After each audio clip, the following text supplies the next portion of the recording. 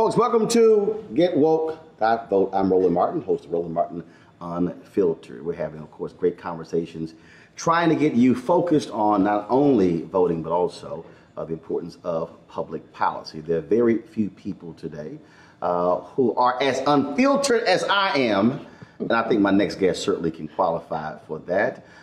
She is the thorn in the side of Agent Orange, and of course she also has attracted this huge following. They now call her Auntie Maxine. We know, of course, is Congresswoman Maxine Waters from Los Angeles. Congresswoman, good to see you. Delighted to be here with you, and I'm so happy to hear about this program you're doing. One of the things that it still is very interesting, because I remember when millennials sort of became of age, and all these companies were saying, "Oh my goodness, we got to go out, and we got to hire somebody who's 25, who's 26, and oh, if you're over 35, you can't relate to a millennial." That's right. Yet since the 2016 election, you got these folks who are 15 and 17 and 19 and 20, retweeting you, walking around, reclaiming my time t-shirts. And who would knew an 80-plus-year-old black woman would have these millennials all hyped and giving them a run for their money? Well, you know, I am just so honored that young people have decided that they like what I say and the way that I handle my politics. I just try and talk straight, talk plain, tell it like it is, and confront those who think they're so powerful that they can intimidate. And so I don't take it, and I don't try in any way to send any signals that maybe you should be very nice and calm and not upset anybody. I just do what my heart tells me to do, and the kids like it. And for some reason, they have not seen this in their lifetimes. I think what it is authenticity. John Murray, entertainment journalist, he hit me one day. He said, "Man, I'm on this airplane, and that's his brother. He's a 25-year-old wrestler, and man, he was just going on and on about you, and he didn't know we were friends." He said, "Roland," he said, "this dude is 25." And I was kind of like, all right. And then I would go other places and go to college campuses, whatever. I think what it is authenticity. Somebody who is going to say it just like it is, unapologetic, unfiltered, and they're saying, that's what I want to hear. I don't want to hear, the niceties and let me go ahead and spin it. No, I want somebody who's going to give it to me straight and say the way it needs to be said. Well, I think so, and you know this better than anybody else. You and I and those who will speak our mind, we're going to be criticized, we're going to be attacked, but that really doesn't bother us. I mean, we've been through this, and we're going to continue to go through it. And I'm just pleased that we've been able to send a signal to young people that we care about these issues so very much. We're not going to play politics with them. We're not going to try and hide whomever we are behind the kind of language that they don't understand. And so because of that, this authenticity that you're talking about is helping us to realize a whole new era and a whole new time of possibilities for young people to participate. I think it's also important to let them know that you got to fight. That you can, like, for instance, I spent 6 years at CNN, and for me, I never understood in a debate, well, you would speak and they would say, okay, how do you respond? And I'm going, they just lied. And you're sitting there going, okay, are you going to call that lie out or not? And then, so they allow the conversation to go forth. It's like, okay, we've run out of time. I'm like, no, don't come with the fact check tomorrow. Correct the lie. And that's why when they would come on my show, they would say something. I'm like, hold up, I'm going to let you finish. But you just lied. Because my philosophy is that if I don't stop you right then, if somebody is watching, they're sitting at home going, well, Roland didn't say anything, so that must be true. I think people have allowed other folks to lie, to make stuff up, and never called them out on it. And then it gained a foothold, and folks began to believe the lie, and that thing began to take off. Well, they either believe the lie or they think all of us are just dishonest. And not only will we sit and allow someone to lie and not challenge them, then you're right, something's wrong with us. And so I think that the millennials are now beginning to understand that there's a difference, even in the political parties. There's a difference with elected officials and how they handle public policy. And there's a difference between those who just want a title and want some perks and a little upward mobility, and those who are saying, hey, this is who I am, like me or not, I'm going to tell it like it is, and if that means I don't win my election, then so be it. I was home in Texas a few weeks ago, and I was sitting with my parents, and I said, did y'all see the video of a Congresswoman when she said, I will not yield? My dad was like, no. So I pull it up, and I play it. Oh my God, my dad's like, play that back again. He was like, because it was, here you had this member of Congress defending discrimination. Yes. And I watched it, and then the chair is trying to tell you, you must address the chair. You like, yes. You ain't say nothing to him. That's right. And again, the whole game of, well, we're collegial colleagues, and so the therefore, gentlewoman. I'm no gentlewoman. If I ask you to please yield, you go ahead and do it. You like, hell no, I ain't yielding.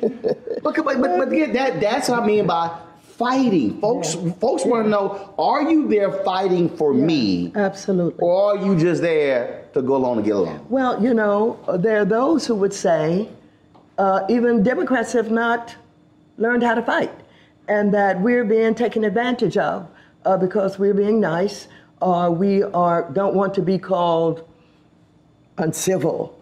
And so we have somebody like this president and others who are doing all kinds of things. The President of the United States calling people out of his rallies, talking about, send them out on a stretcher, I'll get you out of jail, and on and on and on. And we still are trying to pretend like that's not what's happening. And now they're trying to turn it on us and call us violent, and call the women who protested recently about the nomination of Kavanaugh violent. And so we've got to learn how to fight. And I think a lot of people now are saying, well, Michelle said, when they go low, we go high. And Eric Holder... I went with that when she said. Eric Holder, I think just today... Right, he did. Said, no. We're not with that. Right, he said they go high. He said when they go low... That's right. You hit them lower. No, because, again, it's so good. I understood philosophically. Yeah. And that sounds great. Yeah. That sounds great. But the reality is, when you in a street fight, I remember Reverend Willie Wilson. He spoke at my church in Dallas, and they some thugs stole the church equipment, stole their the drums, and stole the microphones and everything. And so Willie went into the Pope. He said, "Look," he said, "I need my Christian thugs." He said, I don't need all y'all who just want to just pray with folks. He said, I need the folk who used to be in the streets who now love Jesus to go get back our equipment. And so several brothers volunteered, and they got the equipment back in 48 hours. Wow. And he was like, he said, sometimes you got to have some folks who say, no, we'll handle this. You got to have folks who are willing to go toe to toe and say, I'm not going to back down from you. Well, I think we've got to be honest about our feelings. This business about hiding your anger and not being considered someone who will go off, etc., is what limits us from being able to be authentic. You're walking around watching people in pain, you're watching homelessness, you're watching women being assaulted, and you're supposed to be smiling all the time and pretending like it's not bothering you and that you don't have the ability to be angry. I told someone the other day who is trying to say that we're violent when we protest. Protest is about making you feel uncomfortable. I'm not supposed to come to you and say, may I protest you? Right. No, absolutely not. If your heart tells you that this is what you need to do because you see some injustice, that you see people who are creating, a terrible time and pain for others, and you want to protest to try and make change, to try and make it right, then speak what your heart is telling you to do. What cracks me up, though, is these are the same people who love to talk about the founding fathers. And I'm going, you do know dissent with how this whole thing started. I'm going, you're running around acting as if protest. That's why I love when I'm sitting here when I'm blasting that dude with the NRA Grant, whatever his name is, and Dana Lash. I said, I do want y'all to know that before y'all beloved Second Amendment, it was first for a reason. Yeah. And they love to skip as if that didn't exist. Yeah. And I'm going, it was there by design. Now, I didn't like the founding fathers. They damn sure not my founding fathers. But I'm gonna read the Constitution y'all wouldn't let us actually abide by, and it clearly says that freedom of assembly, freedom of speech, First Amendment rights. Right. Yes. They love to skip over that one to go right to the guns. That's right. That's right. Well, let me just say this. The Constitution of the United States guarantees us First Amendment rights. And because of us, we have strengthened the democracy. We're the real patriots. We have stood with our country. We've fought for our country. We've had people who have gone to war, who returned home with no housing, no jobs, but... lynched in uniforms? Absolutely. But they stayed and they fought and they protested. And the civil rights movement taught us how to protest, how to stick with it, and whether it's the civil rights movement or organized labor who protest today, often they are rallying, they're marching, and they're fighting, and they're up against some of the biggest corporations in America about, decent pay and decent benefits. It is because of protests that we have been able to make America better. We're the patriots who say we believe in this country and we believe that it can be about justice and equality for everybody. And we can't back up from that. Right. We can't allow anybody to intimidate us and call us violent and talk about somehow we are approaching the establishment in a terrible way. We can't allow them to take away our right to protest. And so I think the young people see that. They understand that many of them, have gone through life, graduated from college. They've been taught by their parents, now you be nice. And if you get that job, I want you to dress right. I want you to speak the King's English, the way it's supposed to be English, the way it's supposed to be spoken. I don't want you to cause any trouble. And maybe you'll get a promotion. And so they have done this, and many of them have graduated. They can't find the jobs comparable to their education. They're being discriminated against on the job. They're confronted with racism on the job, and they're still trying to abide by what their mothers and their fathers and their grandmothers told them to do. And they have gotten angry, and they've gotten tired of that. And they don't believe in any of us because what they have been taught has not worked for them. It's not fair. And so when they see change and they see those who are willing to speak truth to power and to confront, racism, et cetera, I think it is allowing them to become themselves and to think the thoughts and talk about them in a very vocal way, in ways that they had not done before. And so I'm pleased about that. And I'm looking forward to the millennials really making a difference, not only in this midterm election, but certainly in 2020. So it's interesting as you were talking, when you were talking about this whole idea of, oh no, you really shouldn't fight. Yes. I mean, that's what America told the ANC in apartheid. Oh, you guys are violent. And it's like, are you not paying attention to Botha and the racists running the government? And then they say, well, you they kept telling Mandela, you need to renounce violence. He's like, hold up. No. Because the reality is, he said, we're fighting a system. And I just think it's very interesting, again, as somebody who understands history, to listen to folk act as if this nation hasn't used violence to become the nation that it is. Well, I mean, it does not take an educated historian to understand the history of the nation and what has happened, the racism, the hang-ins, the beatings, all of that. I mean, that's a part of this history. Yeah, that's violence. No one can deny that. And while we have been taught, by Martin Luther King and others, that you must not be violent, and don't approach things with violence. We don't start out approaching things with violence. We start out about talking to people. We pray a lot. We do a lot of that, but we don't start out punching people. We don't start out shooting people. We've never hanged anybody. We don't take guns and shoot down, crowds of people. We don't do any of that. But to say that our protest somehow is violent, and the way that this president is now defining our protest as us being mobs that are somehow trying to destroy the government is something we absolutely have to resist. And we shall not and must not allow that to describe us in any shape, form, or fashion. You make a great point about what young folks are taught by parents. Yes, Because as you were talking, what I immediately thought back to was Carolyn Hunter and Ken Williams. And, all these folks, they talk about apartheid, they talk about, the sanctions and things along those lines. But it was Ken Williams, who worked at Polaroid, and when he walked into the building, he realized that the pass books that they were using in South Africa to check the papers of black people, Polaroid was supplying those. And so he began the protest. And so Carolyn Hunter, this sister she graduated, degree in chemistry. She was 25, 26, had her job.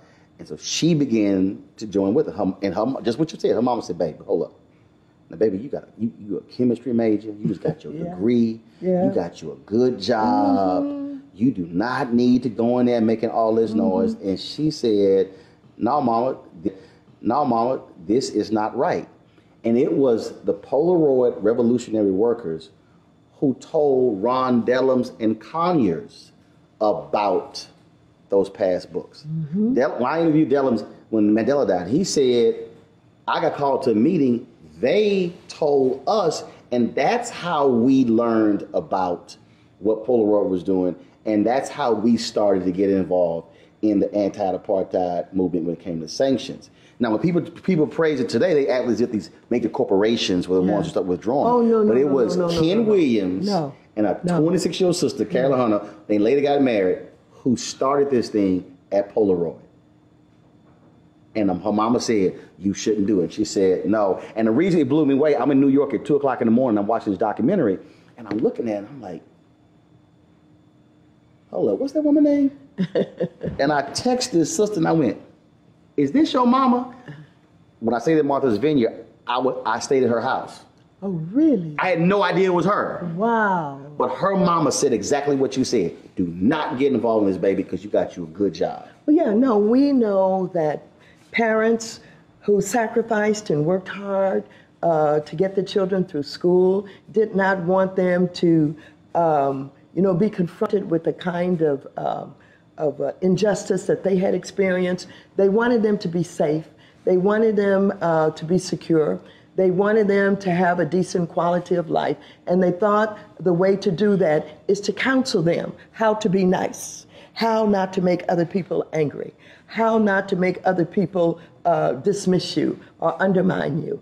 And so that counseling, I think, has caused too many brilliant and talented young people not to become the people that they can become. Yeah, there's no fight there. That's right. Then when they come up against something, it's, oh my God, what am I supposed to do? Right. Because you never had to swing for something. That's right. That's absolutely true.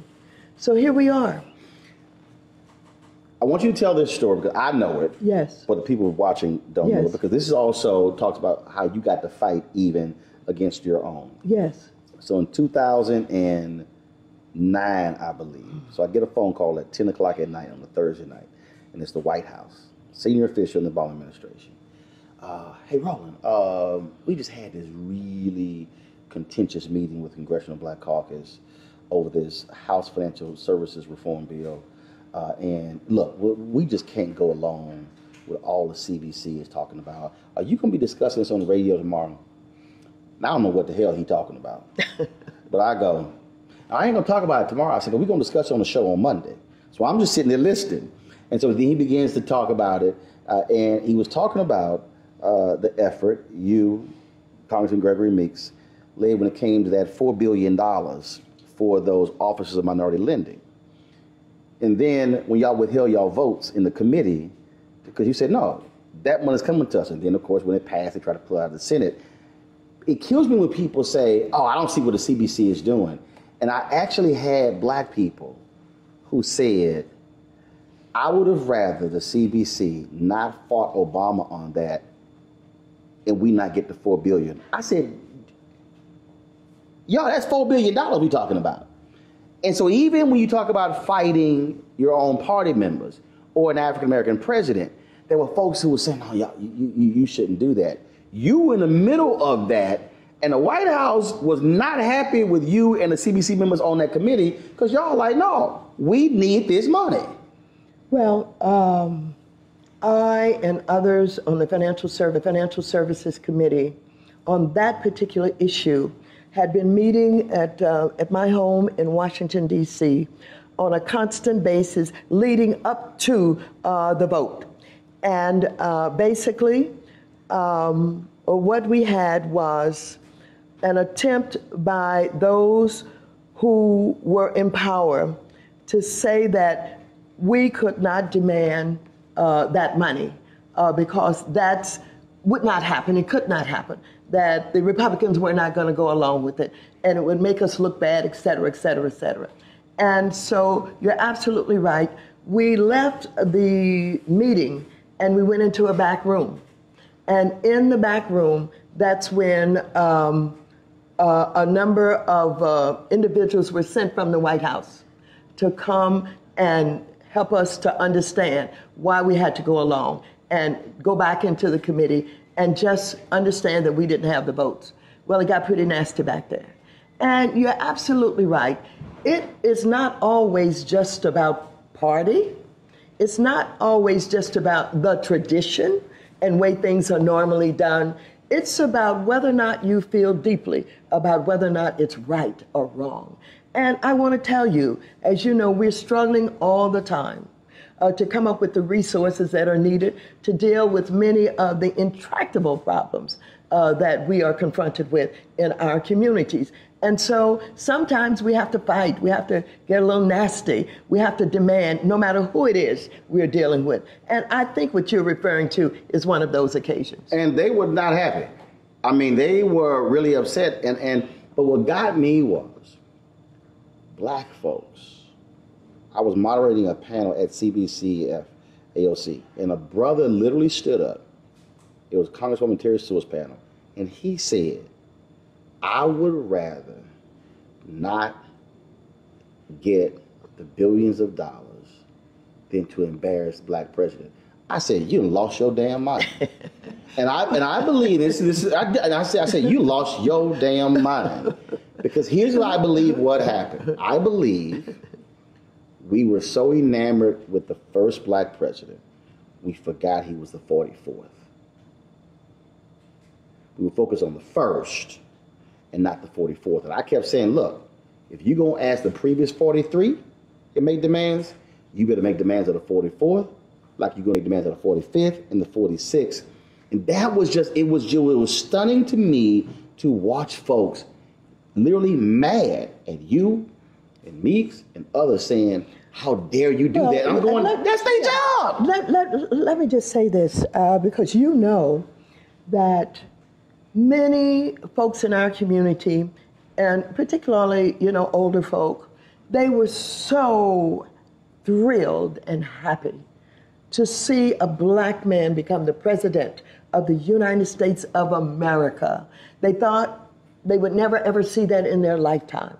And for them, everything that they had fought for, everything they had worked for, now could be realized in this individual. And they were so proud of him. I got that. Mm-hmm. I got Me too. that. And I know that people were willing to put aside any thoughts that they may have that they thought perhaps he was not absolutely correct, and maybe in what he was doing. Maybe they thought maybe he wasn't doing enough, but they were willing to put that aside if they had those kind of thoughts.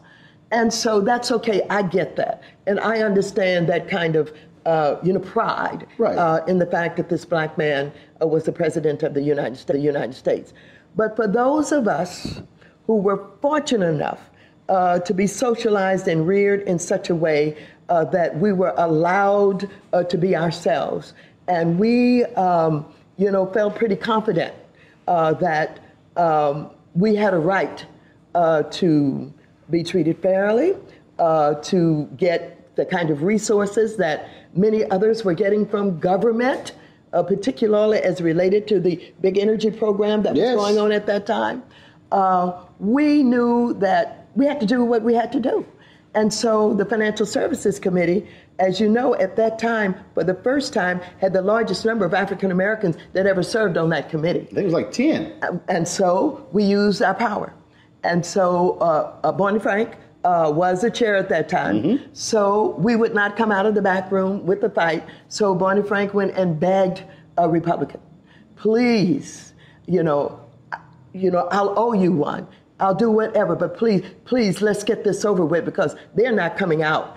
They're not going to come back and participate. So he was able to swing one vote, and then we came out. They gave us the majority, and we were able to get the program that basically put resources into communities to rehab those houses that had been boarded up because of the 2008 recession that had been caused by Wall Street as they came out with those exotic products, getting people to sign on the dotted line for mortgages they really could not afford.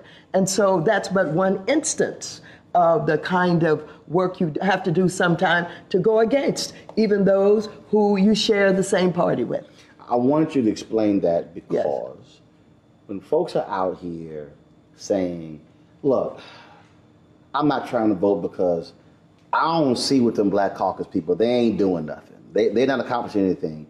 The reality is, as somebody who has covered City Hall, who's covered county government, who's covered multiple cities, also what happens in Congress, there are things that you do, the things that you're able to affect, that most people will never ever see, never ever hear about.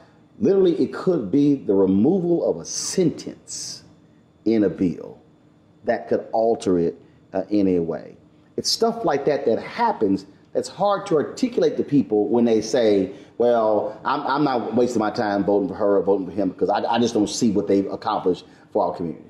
Well, it's very difficult to really educate the public on, how Congress really works and how legislation is developed. You will see a piece of legislation with a couple of names on it as co-authors, but that legislation has gone through a process where there may be 50 or 60 amendments on it.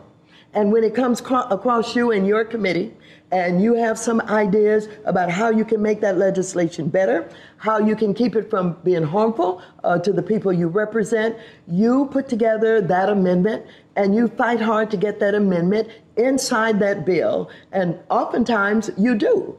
But, in financial services, my committee, for example, I know that we are not covered adequately.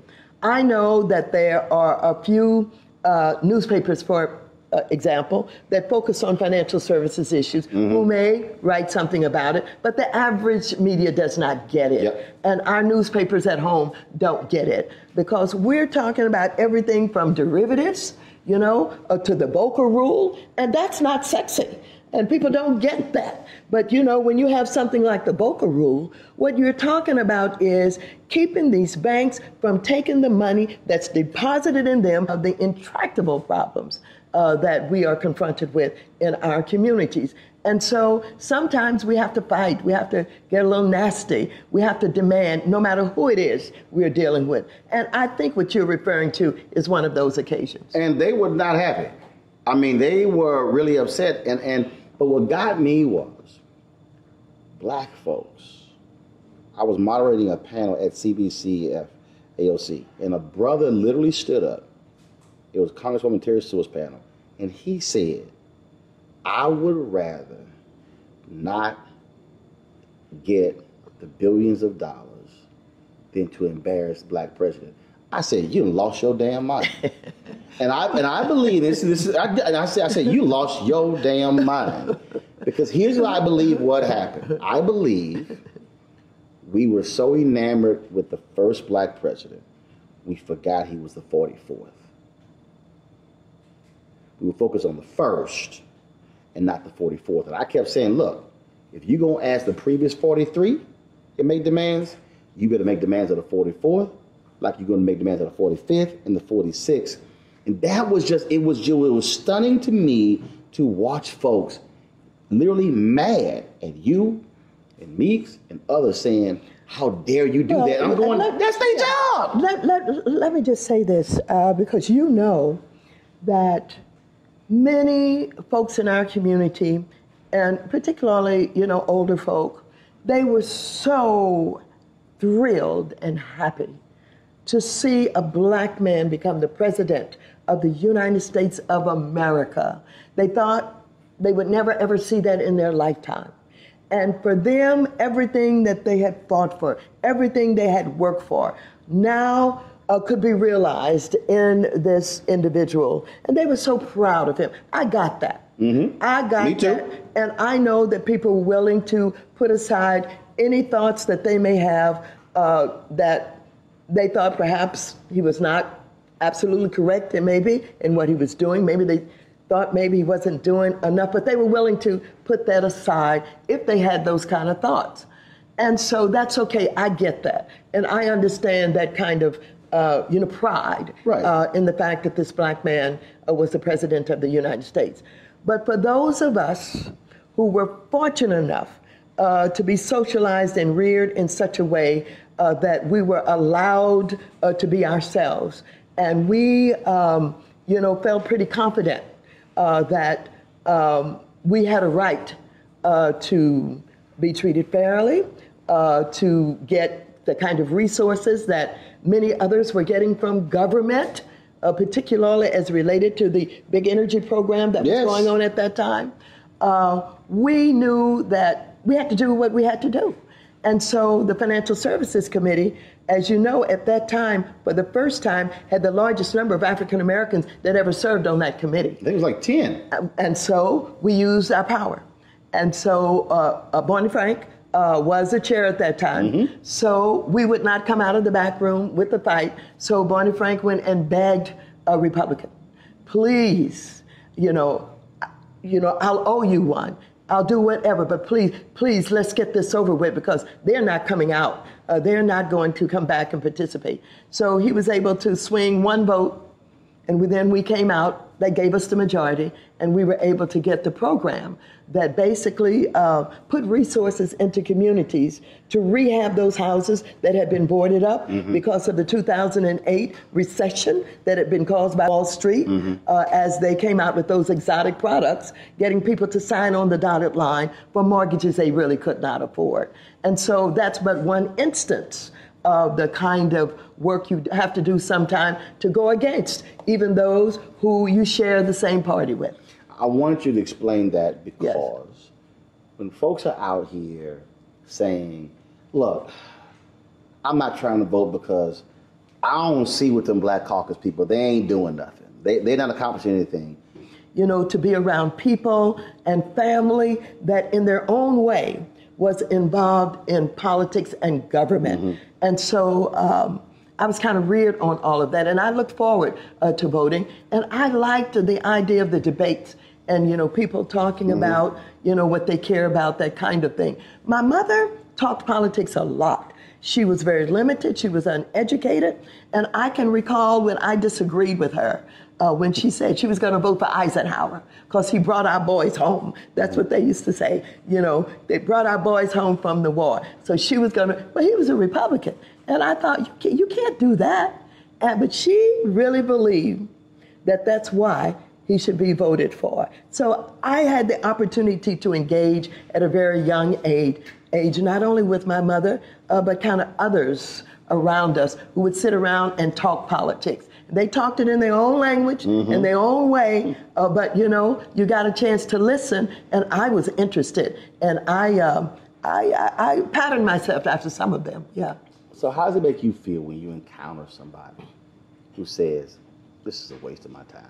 This means nothing. It is not going to change anything.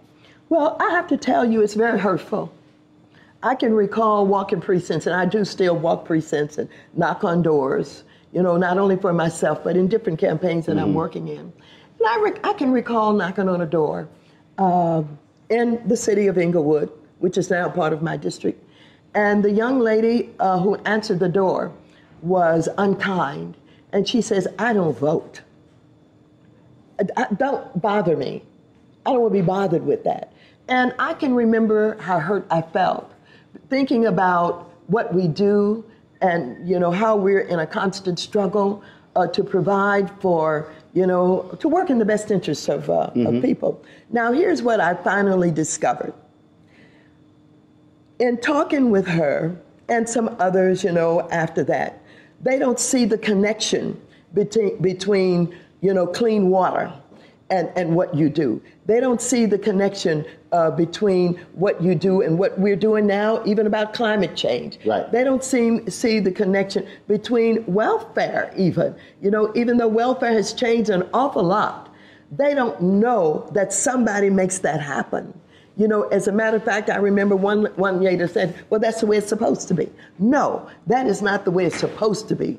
That is the way people make it because they work for it, whatever it is. But much of what goes on, when we talk about safety and security and all of that, and why cars, are not killing us with the emissions that are coming from, automobiles, they don't oftentimes know that's because people fought to make sure the air was cleaner and that these emissions were not coming out of, the back of these cars and causing us harm. They just don't know that, and we still have not found a way to talk to the masses long enough, and in a way that we can help them to understand what we do. We have lots of television, Right.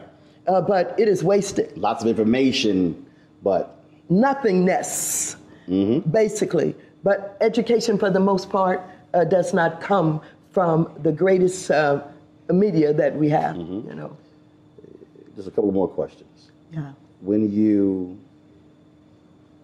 think about the fact that 2043, we are going to be a nation that's majority people of color. I really focus on this a lot, on television, on radio, in my speeches. That my focus is trying to prepare us to have demographic power while also having educational, economic power at the same time. Because there's nothing worse than having demographic numbers, but then you still don't have that economic power, that political power, and education power. Well, you and I think most people know and understand that education is what we've got to impress on all of our people. We've got to help people to understand that if you want a decent quality of life, if you want the kind of quality of life where you're not having to worry about your food and your nutrition and, being able to pay your bills or buy a house, then you've got to become educated. The more education you have, the larger the paycheck is. And of course, we've got to be involved in entrepreneurship, taking the talent that we have to create businesses. And there's a lot of opportunity for that.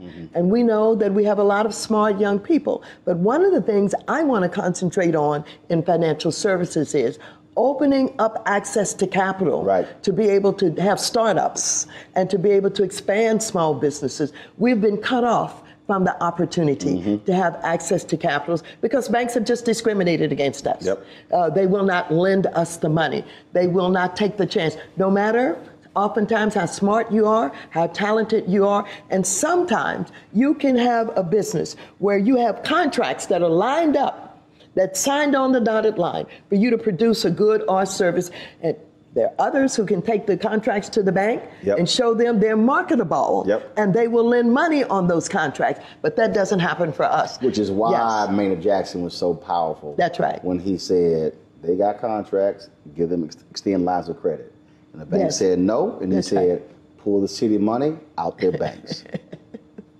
Well, you've got to learn to leverage whatever power that you have. And for people who get elected to office and they don't understand or they're not willing to work to leverage that power and influence, they really don't need to be there. As a matter of fact, they're doing a disservice to the people who send them there to represent them. Oftentimes, you've got to figure out exactly what somebody else wants and know what you want, and you have to say one for you and one for me, you know? One for you and one for me. If I don't get mine, you don't get yours. That's how it works. That's how it works. And so we've got to be willing to do that. What's interesting about what we do is this. We have people who come to us from all over the country. I have people who call me. I never heard of them. Right. I don't know anything about them, but they feel confident enough to call me as the ranking member of financial services and ask me to do something or explain to me what they have somebody lobbying for that's in their best interest. I have people that I have represented for years I've never heard from. They don't call, they don't ask for anything. And what we've got to do is have people understand that we're there to represent them and that our offices are open to them. Call us, ask us, tell us what you're trying to do. I don't know how I'm going to do this, but if I am fortunate enough to become the chair of the Financial Services Committee, if we take back the House, I want to sit down and I want to talk with the biggest banks in America about how we're going to create some products directed at millennials. How are we going to create some products that's directed toward small business people? I think we have a lot of folks, we have some ideas about apps and about ways that they can find a niche in the new technology, but they don't know where to go with it. They don't know how to get finance for it, et cetera, et cetera. That's what I want to do, prior to retiring from office. I want to open up those opportunities because economics is extremely important. If we're to grow our communities, if we're to make sure that we have the resources to invest in stabilizing our communities with the kind of businesses and the kind of ownership, then, we've got to do the work to get it done. You thought about retirement? Of course not. I'm going to be here until I'm 100 years old. So here's the last thing. So I'm asking of every person. I was at the NAACP convention and I moderated a panel. And I've long said that we aren't, the messaging is not, to me, right, trying to get somebody to understand why they should vote. So I challenged them at the convention. I said, all right, you got 30 seconds. You run into a young person, you run into somebody middle age, you run into somebody who's older, that woman, you knocked on that door, I'm not voting. So all you got is 30 seconds. They may be trying to grab you while you trying to board a plane. So if you got 30 seconds to tell somebody why they must vote, what do you tell them? Go. There are a lot of folks out here who don't want you to vote. And they're doing everything to keep you from voting because they don't want you to have power. They don't want you to have the money. They don't want you to have the resources to have a decent quality of life. And those are some of the people who are living in the best styles with the most money in this country. So if you don't want to have them continue to tell you what you can't have, you better get out here and vote. That was 22 seconds. Congresswoman Maxine Waters, I appreciate it. Thanks a bunch. I appreciate it. Thank you. Thank you. You want to check out Roland Martin Unfiltered? YouTube.com/Roland S. Martin. And subscribe to our YouTube channel. There's only one daily digital show out here that keeps it black and keep it real. It's Roland Martin Unfiltered. See that name right there? Roland Martin Unfiltered. Like, share, and subscribe to our YouTube channel. That's YouTube.com/Roland S. Martin. And don't forget to turn on your notifications so when we go live, you'll know it. You want to support Roland Martin Unfiltered? Be sure to join our Bring the Funk fan club. Every dollar that you give to us supports our daily digital show. There's only one daily digital show out here that keeps it black and keep it real. It's Roland Martin Unfiltered. Support the Roland Martin Unfiltered daily digital show by going to RolandMartinUnfiltered.com. Our goal is to get 20,000 of our fans contributing $50 each for the whole year. You can make this possible. RolandMartinUnfiltered.com.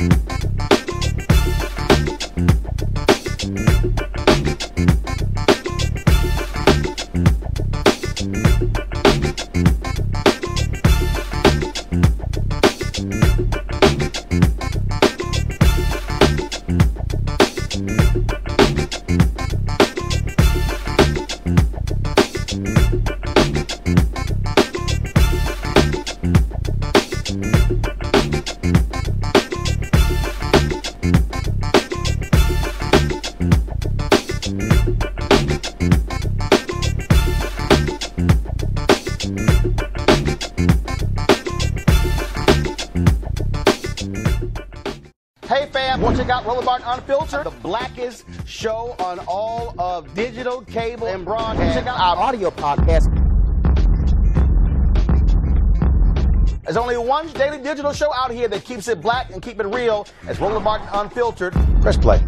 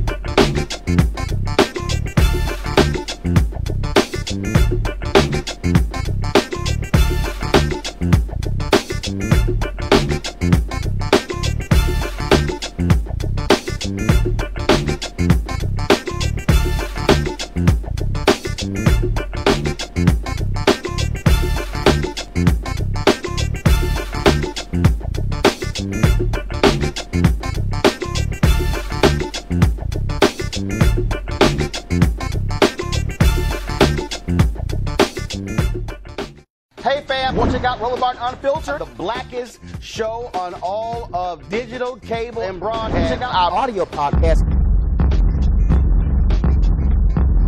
There's only one daily digital show out here that keeps it black and keep it real. It's Roland Martin Unfiltered. Press play. You want to check out Roland Martin Unfiltered?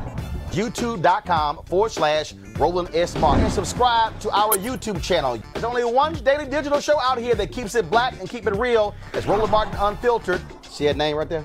Roland Martin Unfiltered. Like, share, and subscribe to our YouTube channel. That's YouTube.com/Roland S. Martin. And don't forget to turn on your notifications so when we go live, you'll know it.